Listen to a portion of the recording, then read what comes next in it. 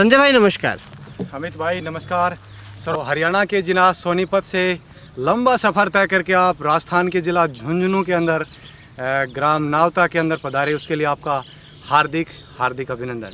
धन्यवाद भाई, धन्यवाद। आपका रोजगार है तो वो जो रोजगार आप कर रहे हो वो दूसरे लोगों से कैसे अलग है, थोड़ा इसके बारे में बताइए। लीक लीक गाड़ी चले, लीक चले कपूत, लीक छोड़ी तीनों चले, शायर सिंह सपूत। तो अक्सर मैंने एक जो अपना गुड़गांव से जो मेडिकल फील्ड हुमन की थी वो छोड़ करके मैंने अपना एक पशुपालन का हिसार के अंदर एक डिप्लोमा किया, ताकि बिना अर्थ के सेवा नहीं हो सके। क्योंकि मैं कोई रिटायर्ड तो किसी सेवा मेरी कोई पेंशन वगैरह आती नहीं, तो बिना पैसे सेवा नहीं, इसलिए हिसार से एक छोटा सा पशुओं का चिकित्सा का और सीमन बीज रखने का एक कोर्स किया। ठीक है। और वो अपने क्षेत्र के अंदर मैं अपने सिर्फ और सिर्फ देसी नस्लें बोले तो अपनी जो सफ़ेद सुंदरी है खड़ी हरियाणा नस्ल, जिसको देसी गाय कहते हैं, हाँ जी, हाँ जी। खार पार कर राजस्थान के जैसलमेर के इलाके की साहिवाल, राठी, गिर, रेड सिंधी और कांकरेज, 7 नस्लों के मैं सीमन रखता हूँ और अथोराइज सेंटर से सीमन लेके आता हूँ और गाय की नस्ल को देख करके पहचान करके और फिर मैं सीमन लगाता हूँ। अक्सर आपको फील्ड में बहुत देखना पड़े होगा कि सफ़ेद सुंदरी गाय खड़ी है, हरियाणा नस्ल की थार पार का नस्ल, उसके नीचे जो बच्चा है ना, या तो साहिवाल का मिलेगा या गिर का मिलेगा या ज़्यादातर तो आपको एचएफ जर्सी क्रॉस ब्रीड मिलेगा। इसीलिए मैंने मेरा जो अलग काम किया है, तो अपनी पहचान अपने को बनानी है ना, तो कहीं ना कहीं खुद को मजबूत होना पड़ेगा। बिल्कुल। यहाँ पर मैं एक थोड़ी बात और जोड़ना चाहूँगा, क्षमा करें आपको बीच में रोका, कि जितने भी AI टेक्नीशियन हैं, डॉक्टर हैं, जो डॉक्टर हैं, उनसे मेरा हाथ जोड़कर निवेदन है कि आप चाहो तो नस्लों को बचा सकते हो। कितने ही ऐसे उदाहरण मैंने देखे हैं जो AI करके जाते हैं और वो गलत इंजेक्शन लगा के जाते हैं। आप गलत चीज़ का मत लगाइए, किसान को आप समझाइए। अगर किसान ज़बरदस्ती करता है, आप समझाओगे तो वो ज़रूर मानेगा। नस्ल को ख़राब भी आप लोग कर सकते हो और बचा भी आप ही सकते हो। बिल्कुल। अच्छा, और क्या कहना चाहते हैं? और यदि सही नस्ल को उसी नस्ल के हिसाब से जिसके ज़्यादातर गुण है देसी में, जैसे कोई भी नस्ल अपनी देश की भारत की है, उस हिसाब से सीमन लगाएंगे ना, तो वो नस्ल संवर्धन होती रहेगी, मतलब नस्ल सुधार होता रहेगा और उसकी गायों की संख्या कमी नहीं आएगी उस नस्ल की। जबकि जिस नस्ल की गाय उसको छोड़ के और किसी नस्ल का सीमन लगा देते, वो दोगली हो जाती है। मतलब उसमें ना तो उस पहले वाली का और ना आगे वाली का, बीच में आके टकी, तो वो कहीं नहीं रही, बीच का रह गया। तो सभी से जो नस्ल सुधार के प्रति जो काम कर रहे हैं, डॉक्टर VLD LSI टेक्नीशियन जो भी हैं, सभी से हाथ जोड़ के मेरी गुजारिश है कि अपने देश की गाय को बचाएं और किसान का स्वास्थ्य मजबूत करें और अपनी देश की गाय की संख्या बढ़ेगी। लोग मारामारी कर रहे हैं ना, तो वो मारामारी भी कम हो जाएगी। क्यों? जब भरपूर मात्रा में आपके पास देसी गाय, देसी बछड़ियाँ पैदा होंगी ना, तो लोग कहते हैं मेरे को बछड़ी दे दो, मेरे को बछड़ी दे दो, हमें भी दिलाओ। जब अच्छी गाय से अच्छी बछड़ी पैदा होगी तो गाँव में भरमार हो जाएगी। अच्छा, आप सच बताना, आपको जब आप बछड़े को घुमाने ले जाते हो सुबह जी भाई, जी हाँ, तो लोगों में ये तो एक आया होगा, बहुत से लोगों ने आपको कहा होगा यार मुझे भी दिला दे। हाँ। कितने लोग कह चुके हैं ऐसा? भाई जी, पहले तो वो लोग मेरे को कहते थे हाँ। कि यार ये देख लड़का, हाँ। ये शहर में अच्छी भली गुड़गांव के अंदर फलानी हॉस्पिटल में बहुत अच्छी नौकरी पे था और अच्छा इसका नाम था, अच्छा काम था, पर ये देखो अब छोड़ छाड़ के हर गांव में गाय के साथ घूम रहा है, गोबर क्या है सभी।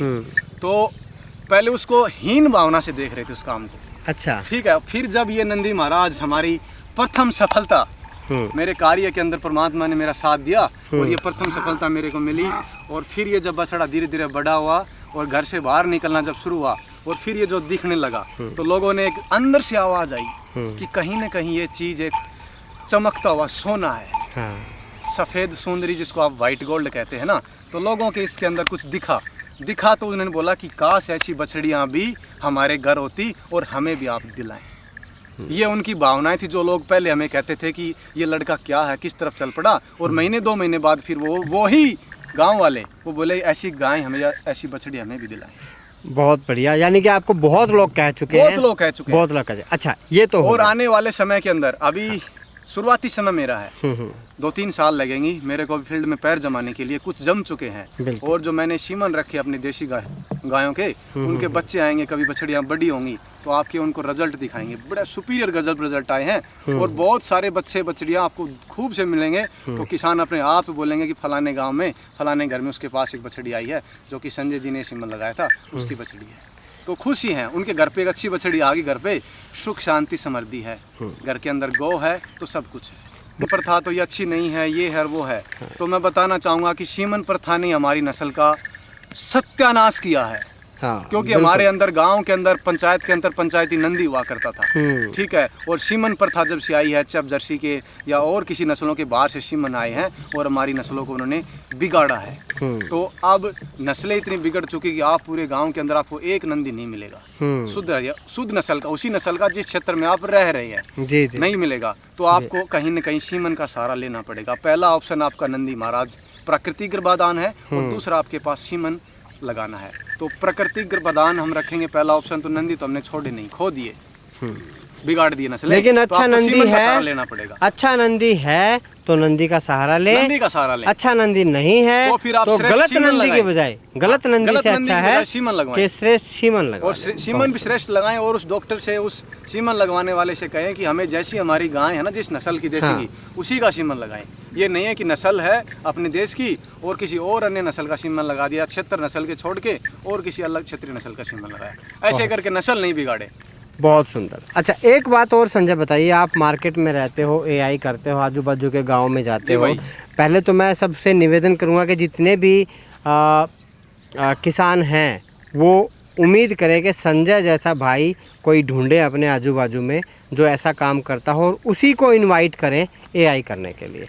पहली बात तो ये हो गई।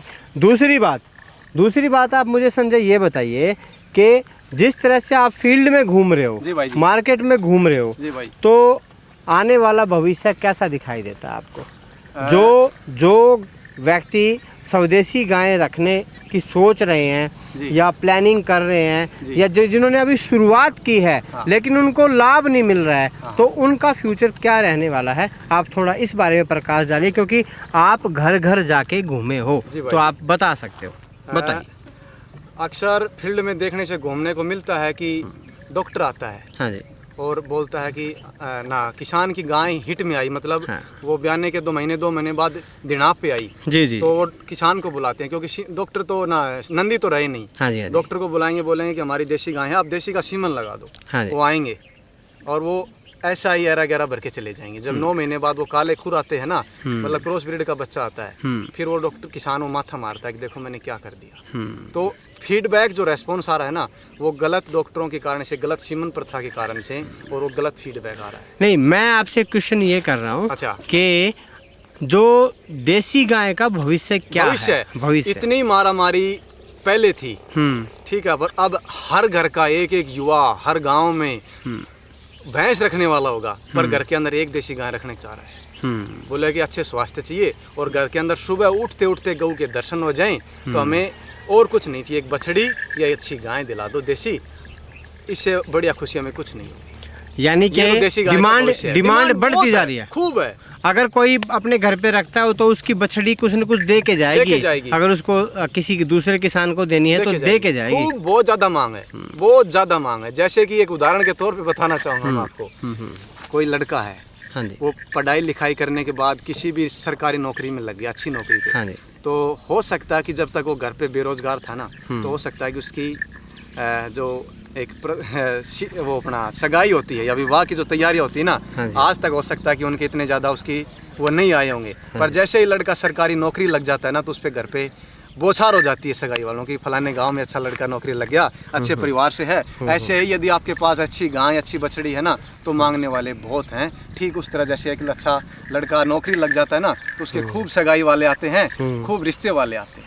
ऐसे एक देसी गाय आपके पास है तो खूब बेतहा लोग आपसे मांगेंगे कि इसकी बेटी हमें देना, इसकी अगली बेटी हमें देना। खूब मांग है, बहुत ज़्यादा मांग है। बहुत सुंदर, बहुत सुंदर। यदि मैं देना चाहूँ ना, यदि मेरे पास यदि 20-30 गाय हैं या मैं सेल परचेज का काम करता हूँ, तो मैं दिन के अंदर 8-10 गाय बेच सकता हूँ। इतनी ज़्यादा मांग आज के समय में। उस जबकि मेरी बहुत बड़ी कोई पॉपुलरिटी नहीं है, कुछ नहीं है, छोटा सा आदमी हूँ, छोटा सा इंसान हूँ मैं, तो कोई ज़्यादा पहचान नहीं है मेरी, पर लोगों से जो रेस्पॉन्स मेरे को मिला है ना, वो सिर्फ मैंने अपने गुरुजी से जो आदर्शों से सीखा ना कि देसी को बढ़ाना। ठीक है, तो देसी की खूब मांग आ रही है और लोगों का, किसानों का अच्छा फीडबैक मेरे को मिला है कि हमें भी दिलाओ, हमें भी दिलाओ। भाई आपने सेल परचेज की बात कर दी, तो मैं थोड़ा सा और यहाँ पे एक बात और जोड़ देता हूँ कि सेल परचेज करने वालों से मेरा हाथ जोड़ के निवेदन है कि अपनी जो स्वदेशी गाय हैं उनको अच्छे लोगों को दें, अच्छे हाथों में दें, अच्छे हाथों में जो दें, अच्छी सेवा कर क्योंकि सके। जब उसका जो है रस्सी किसी इंसान को पकड़ाओगे ना, तो आपके अंदर कुछ न कुछ एक अंदर से भाव जाग जाता है कि आपकी बछड़ी कहाँ जा रही है, कहाँ नहीं जा रही है। ऐसा हो ही नहीं सकता कि ना जागे। और तो इस भाव को ध्यान में रखते हुए आप उसको दें, भले ही 1,000-500 रुपये आपको कम मिल जाए, लेकिन कहीं अच्छी जगह जा रही है, अच्छी सेवा कर रही है, अच्छी जगह जा रही है, तो वो बहुत अच्छा उस बछड़े का, उस गाय का भी मन खुश होगा कि मैं नए घर पे आई हूँ और वो घर खुश है, और अंदर अंदर से आशीर्वाद देगी कि जो नया गोपालक के जिसके पास भेजा है ना वो अच्छा है, वो आपको आशीष देगी, दुआएं देगी। बिल्कुल बिल्कुल। चलो अभी तो ये बछड़ा अभी यहाँ पे मॉर्निंग वॉक करने आया था, और चल के मैं इनकी माँ और इनकी दादी और इसकी इस बछड़े के बारे में बताना चाहूँगा मैं। जी।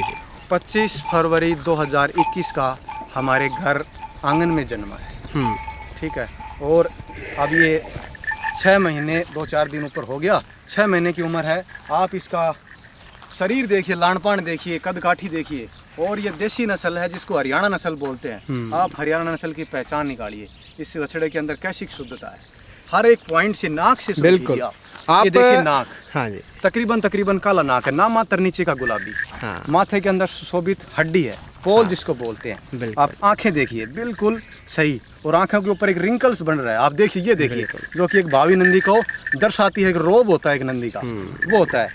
इसके नाना रामू है जो, उसकी भी बहुत अच्छे रिंकल्स हैं। कान देखिए रामू के, कान देखिए, और अक्सर ये आपको बहुत ज़्यादा लटका हुआ मिलेगा, तो आप ये देखिए गलकंबल ड्यूलप, ये देखिए आप, बहुत ही कम। उस अगले वाले पैरों की बिल्कुल सिधाई में बीचों बीच सुशोभित हम्प कुकुंद है, और हम्प की भी आप आजकल छोटे छोटे हम्प के नंदिया गायें घूमते मिलती हैं, क्योंकि उन्होंने नस्लों का सही चयन नहीं किया, कच्ची कमजोर नस्ल के साथ करवा दिया, तो वो हम्प कुकुंद भी नहीं आया। जबकि हमने सिलेक्टिव ब्रीडिंग के ऊपर काम किया है, अच्छे सीमन का, अच्छे नंदी का चुनाव किया है, तो ये रिजल्ट आपके सामने है। ये देखिए आप, हम बनावट देखिए कल, ये देखिए आप, मैं आपको बिलान से दिखाना चाहूँगा, ये देखिए आप, एक बिलान में नहीं आ रहा, तकरीबन आज भी 9-10 इंच का इसका कुकुंद है, और आगे से चौड़ा है और पीछे जाकर के पतला, और फिर देखिए यहाँ पे आपको एक कट दिखाई दे रहा होगा, ये कट बिल्कुल तो अभी छोटा बच्चा है। ये आशाएं हैं कि ये हम्प आगे चल के और पीछे झुकेगा, जो कट वाला हम्प जिसको बोलते हैं ना, ये ऐसी आगे घुसेगा। आप नीचे से आराम से 4-5 उंगली, ये जब ये नंदी बनेगा तब तक आप देखेंगे, तो इससे जो संतान पैदाएं होंगी तो वो भी अच्छे कुकुंद की होंगी, एकदम बिल्कुल सीधा, कोई कमर में लेद नहीं है।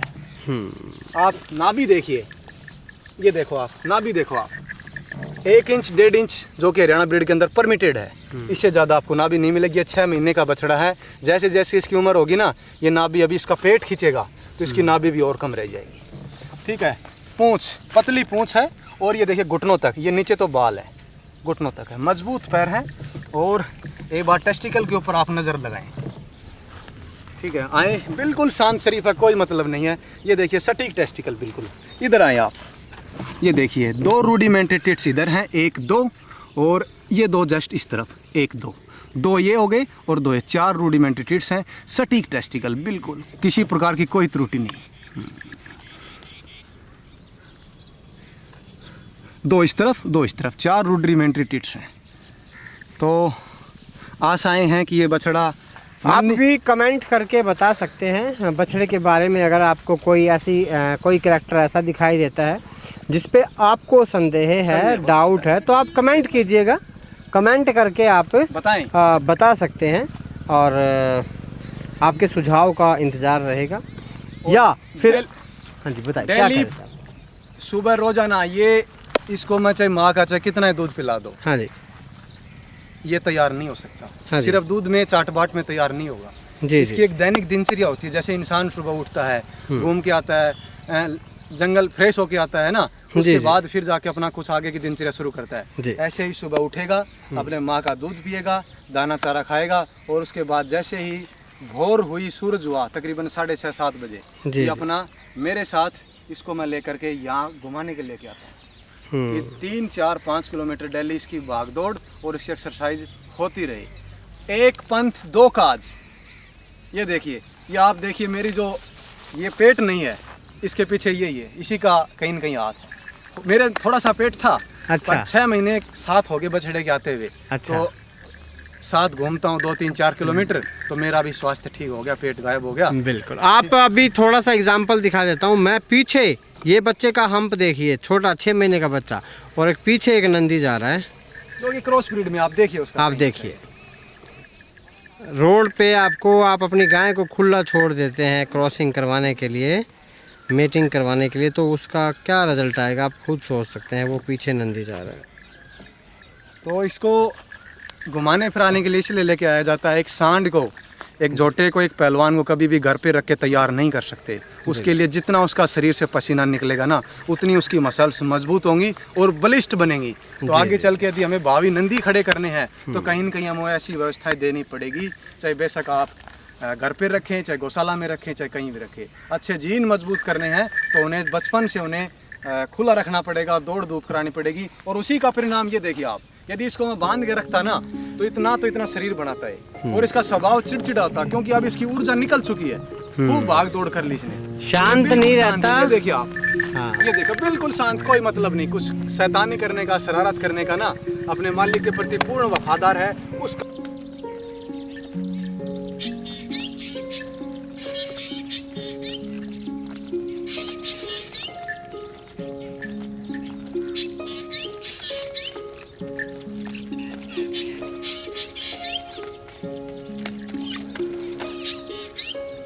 चलो चलो।